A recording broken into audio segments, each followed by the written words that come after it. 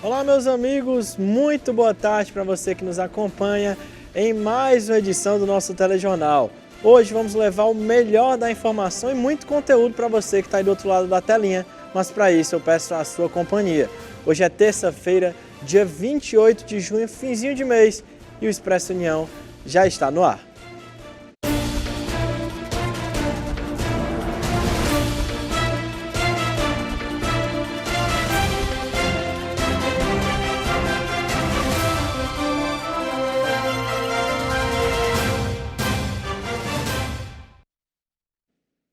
E eu já começo o jornal de hoje convidando você para acompanhar o nosso Expresso União de onde você estiver. Ao mesmo tempo que eu estou aqui apresentando, estamos sendo transmitidos também na nossa plataforma de vídeo na internet. Segue aí na sua telinha um passo a passo para você não se perder no caminho. O primeiro deles e o mais importante é se inscrever no canal da Rede União. E aí depois você pode acessar nossos arquivos, conteúdos anteriores e, claro, todos os nossos programas ao vivo. Tá vendo como é muito simples? Pois fica a dica para você de casa não deixar passar mais nada da nossa programação. Agora vamos atualizar os dados da pandemia aqui no país. O Ministério da Saúde divulgou ontem novos números sobre a pandemia de Covid-19 aqui no Brasil. De acordo com o levantamento diário feito pela pasta, o Brasil acumula 32 milhões e 100 mil casos confirmados da doença e 670 mil mortes registradas.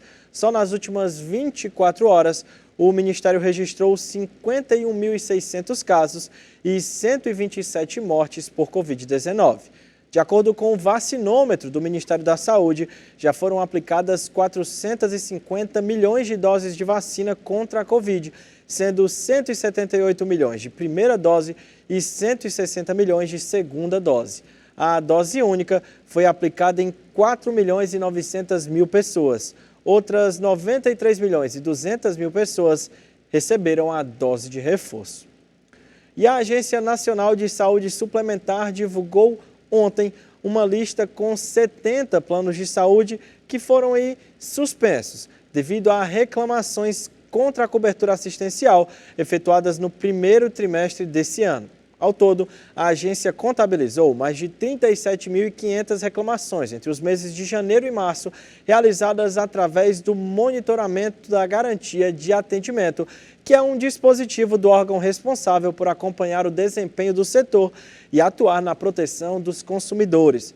Conforme a ANS, os planos só podem voltar a ser vendidos para os novos clientes após as operadoras apresentarem uma melhora no resultado no monitoramento.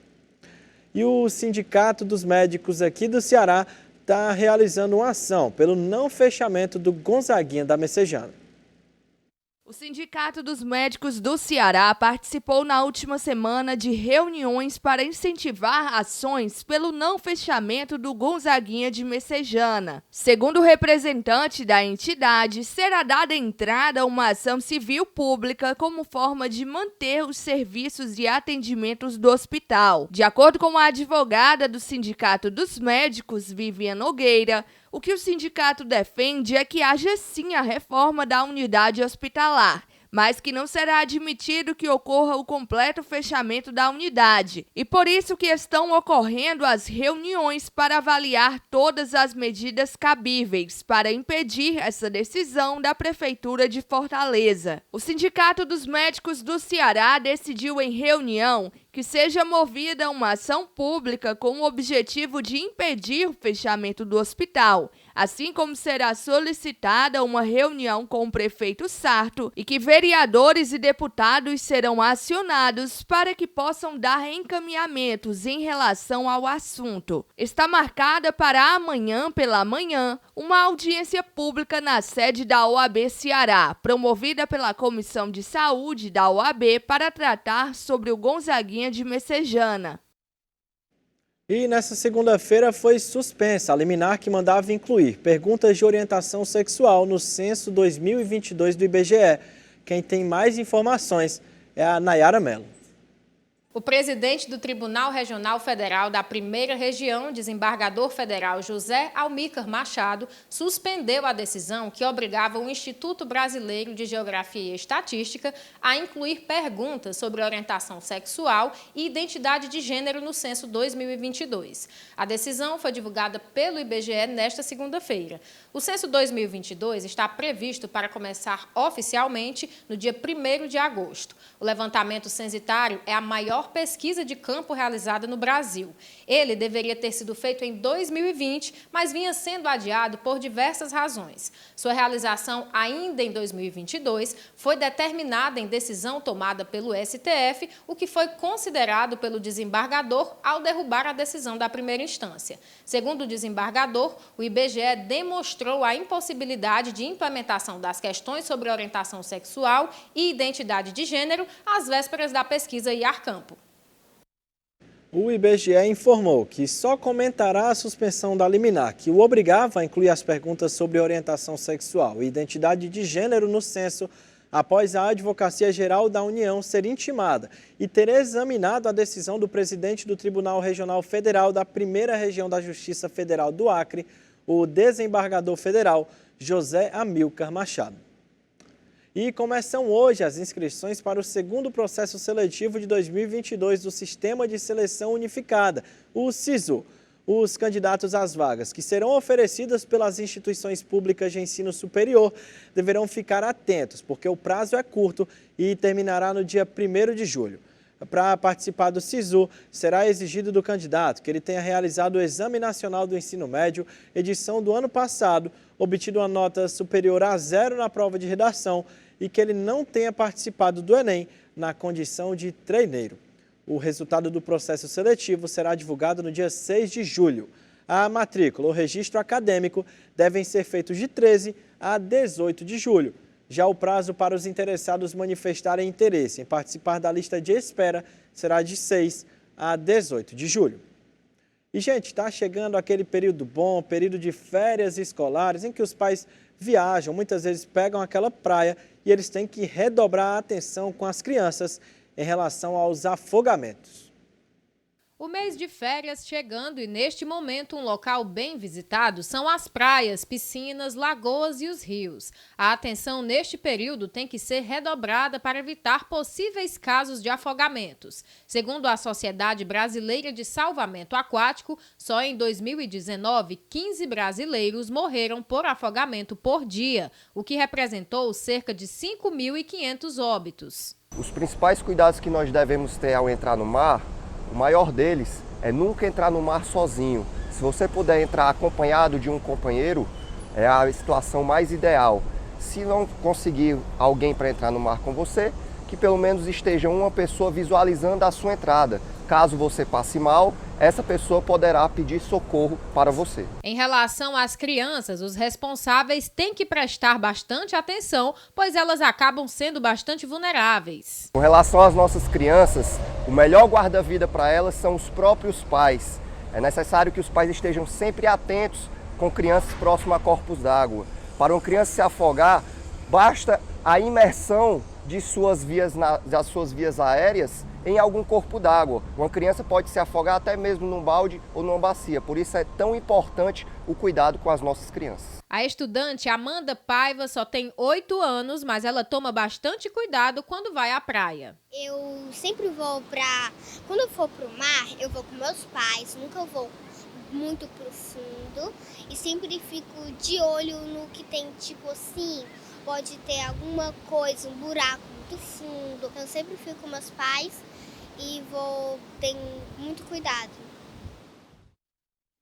E mais uma vez eu reafirmo que junto comigo e com a nossa equipe, você pode sim fazer parte do nosso jornalismo. Temos 2 canais diretos com vocês aí de casa. O primeiro é o nosso WhatsApp, que é o DDD 85 98101 0984. Esse mesmo que está aparecendo aqui na sua telinha. Mas para você que prefere o e-mail, também temos para você. É o jornalismo@redeunião.com.br. Por lá você pode mandar sugestões de pauta, denúncias, elogios e toda a sua contribuição é muito bem-vinda. Agora a gente vai para um breve intervalo. Na volta tem muito mais notícias para continuar deixando você super bem informado. Então não saia daí, que o nosso intervalo é rapidinho.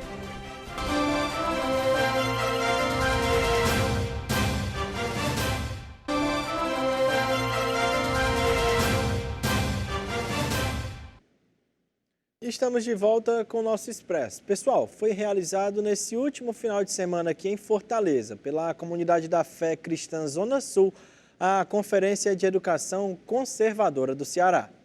Foi realizado neste último final de semana em Fortaleza, idealizado pela professora Rosana Terceiro e a Comunidade da Fé Cristã Zona Sul, a Conferência de Educação Conservadora do Ceará. De acordo com a professora Rosana Terceiro, pensar diferente nos dias de hoje para uma parte da sociedade é pensar errado. É como se você fosse um corrupto quando você fosse algo maléfico, e na verdade não é.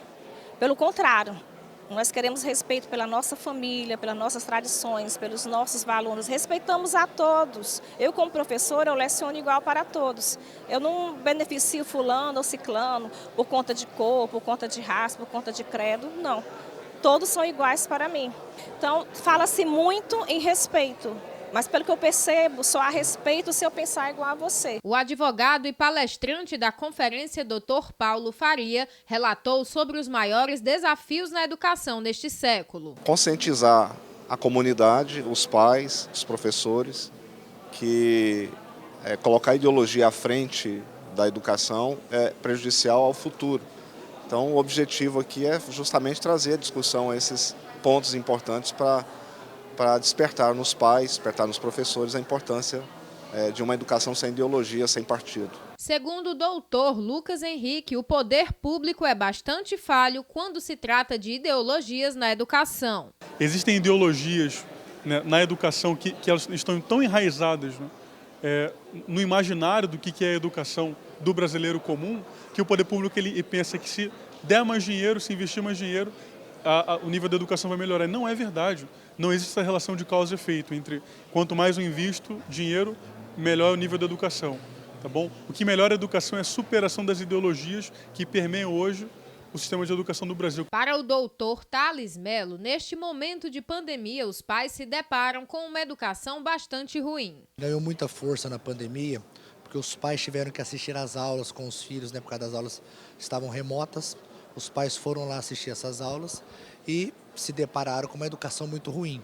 Então hoje existem dois aspectos. O primeiro, pais que não gostam da qualidade da educação, ou pais que não querem a ideologia que está dentro da escola, ou os pais que, além da qualidade, não querem a ideologia que a escola está colocando na cabeça dos filhos. E ser conservador é você respeitar os valores, a família. Né? Nós somos tradicionais. O problema é que as pessoas não sabem o que é ser conservador, mas todo mundo, o Ceará inteiro, é conservador, gosta das tradições, dos seus valores.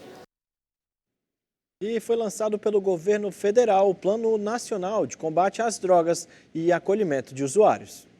Foi lançado na última quarta-feira pelo governo federal o Plano Nacional de Políticas sobre Drogas, uma iniciativa inédita do governo que irá estabelecer ações para o combate do tráfico de drogas no país e cuidar dos usuários com foco na reinserção social e no tratamento humanizado. O plano foi assinado pelo governo federal por meio do Ministério da Justiça e Segurança Pública. O documento reúne ações dos Ministérios da Justiça e Segurança Pública, da Saúde, da Educação, da Economia, da Defesa, das Relações Exteriores e da Mulher, Família e Direitos Humanos. Será ampliado pelas forças de segurança o trabalho de repreensão. Além disso, os outros órgãos envolvidos irão incluir o tratamento de dependentes químicos em programas que geram oportunidades de trabalho fora do crime. Segundo o secretário nacional de Políticas sobre Drogas e Gestão de Ativos, Paulo Gustavo Maiorino, também serão abordadas a prevenção de drogas lícitas como álcool, tabaco e medicações legais. De acordo com ele, o consumo de drogas é um problema social gravíssimo que gera violência. Nesse contexto, o Planad une população, especialistas e o poder público em um debate sério para enfrentar o problema. E a Polícia Federal cumpre hoje 52 mandados de busca e apreensão em endereços relacionados a líderes de um grupo que é investigado por crimes de lavagem de dinheiro, fruto da extração e comércio ilegais de ouro. A Operação Lavagem de Ouro é feita em conjunto com a Receita Federal e também busca os principais intermediários que atuam na lavagem desses ativos. Os mandados estão sendo cumpridos em São Paulo, Mato Grosso, Goiás, no Pará, Paraná, na Paraíba, no Rio de Janeiro, em Pernambuco, Rondônia e no Distrito Federal. Os crimes apurados são de lavagem de ativos, receptação qualificada, falsidade ideológica, redução do pagamento de tributos federais, dificultar a ação fiscalizadora ambiental do poder público por meio da omissão no pagamento de compensação financeira pela exploração de recursos minerais, promoção de organização criminosa e usurpação de bem mineral da União. E o Ministério da Economia lançou novas modalidades do programa Brasil Mais para aumentar a digitalização de pequenos negócios. Foi lançado pela Secretaria Especial de Produtividade e Competitividade do Ministério da Economia duas modalidades do programa Brasil Mais, que pretende melhorar a competitividade das empresas brasileiras. Estará à disposição das micro e pequenas empresas ferramentas para se digitalizar e ajuda para desenvolver projetos de tecnologia 4.0. Denominada de transformação digital, a primeira modalidade consiste na adoção de ferramentas com reconhecimento e instalação automática pelo computador, de baixo custo por um pequeno negócio para resolver problemas previamente diagnosticados, consequentes da falta de digitalização. O processo terá acompanhamento técnico do Serviço Brasileiro de Apoio às Micro e Pequenas Empresas. A segunda nova modalidade é destinada às indústrias de micro, pequeno e médio porte. O processo prevê a seleção de projetos de inovação pelo Serviço Nacional de Aprendizagem Industrial. Todos os projetos deverão seguir a tecnologia 4.0. Além do Senai, a modalidade terá o apoio do Ministério da Economia, da Agência Brasileira de Desenvolvimento Industrial e do Banco Nacional de Desenvolvimento Econômico e Social. Com a ampliação, o programa Brasil Mais passa a contar com 3 modalidades de atendimento. E em comparação a março desse ano, o indicador de consumo aparente de bens industriais registrou alta de 0,9% no mês de abril. O indicador de consumo aparente de bens industriais registrou alta de 0,9% no mês de abril, na comparação com março, segundo os dados divulgados nesta segunda-feira, dia 27, pelo Instituto de Pesquisa Econômica Aplicada. Entre os componentes do consumo aparente, a produção interna destinada ao mercado nacional cresceu 0,2%. Enquanto as importações de bens industriais avançaram 3,3% no mesmo mês. No trimestre móvel, o indicador avançou 0,2% na margem, com queda de 0,3% na produção de bens nacionais e redução de 0,4% nas importações de bens industriais. Na comparação com o mesmo mês de 2021, a demanda interna por bens industriais retrocedeu 3,7% em abril deste ano. Com isso, o trimestre móvel registrou uma queda de 5% em relação ao verificado no mesmo período de 2021. E a Caixa Econômica Federal paga hoje a parcela de junho do Auxílio Brasil àqueles beneficiários com número de inscrição social de final 8. O valor mínimo do benefício, como você tem acompanhado aqui no nosso Expresso, é de R$ 400 e as datas seguem o modelo do antigo Bolsa Família, que pagava nos 10 últimos dias úteis de cada mês. Ele poderá consultar informações em 2 aplicativos. O Auxílio Brasil, desenvolvido para o Programa Social, e o Caixa Tem, usado para acompanhar as contas poupança digitais do banco. Mas atenção, o Auxílio Gás também é pago hoje às famílias inscritas no Cadastro Único para Programas Sociais do Governo Federal que tenham o NIS com o final 8. Com valor de R$ 53 nesse mês, o benefício segue o mesmo calendário regular de pagamentos do Auxílio Brasil. Agora a gente fala sobre conta de luz, porque a Agência Nacional de Energia Elétrica manteve a bandeira tarifária verde para o mês de julho. Foi mantida a bandeira verde em julho para todos os consumidores conectados ao Sistema Interligado Nacional pela Agência Nacional de Energia Elétrica. E com isso não haverá uma cobrança extra na conta de luz do próximo mês. Este é o terceiro anúncio de bandeira verde realizado pela ANEEL desde o fim da bandeira escassez hídrica. Conforme a Agência Nacional de Energia Elétrica, na ocasião, a bandeira verde foi escolhida devido às condições favoráveis de geração de energia. De acordo com a agência, os aumentos são devidos à inflação e ao maior custo das usinas termoelétricas neste ano, decorrente do encarecimento do petróleo e do gás natural nos últimos meses.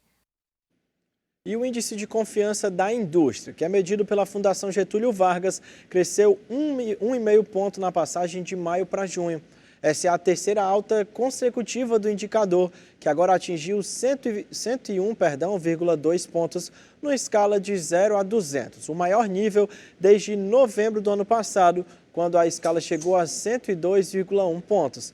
13 dos 19 segmentos da indústria brasileira analisados pela pesquisa apresentaram um aumento da confiança no mês de junho na comparação com o mês de maio. O índice da situação atual, que é o que mede a confiança do empresário da indústria no presente, cresceu 1,9 ponto e agora chegou a 102,3. O índice de expectativas, que é o que mede a confiança no futuro, subiu 1,2 ponto e atingiu 100,2. E, gente, o Ministério da Saúde instituiu uma extensão de atendimento psicossocial a crianças e jovens. Foi instituído pelo Ministério da Saúde política temporária de incentivo financeiro federal para estados e municípios que queiram ampliar o atendimento local a crianças e adolescentes diagnosticados com ansiedade ou depressão. Foi publicado no Diário Oficial da União da última segunda-feira e assinado pelo ministro Marcelo Queiroga a ajuda financeira federal para que prefeituras e governos estaduais e do Distrito Federal ampliem e capacitem os serviços que oferecem à população nos Centros de Atenção Psicossocial Infanto-Juvenis. O Fundo das Nações Unidas para a Infância e o Instituto Gallup, em um relatório publicado em 2021, apontam que no mundo, 1 em cada 7 crianças e jovens de 10 a 19 anos de idade sofre com algum tipo de transtorno mental. Ainda em 2021, a Sociedade Brasileira de Pediatria alertou médicos e a sociedade em geral para o fato de que os transtornos psicossociais entre adolescentes, que já vinha merecendo atenção crescente, tornou-se central após o início da pandemia da Covid-19. A portaria ministerial publicada na última segunda-feira destaca que os incentivos financeiros federais visam a custear a ampliação do acesso do público infanto-juvenil à rede pública de cuidado dos transtornos de humor para o enfrentamento dos impactos vindos da pandemia da Covid-19.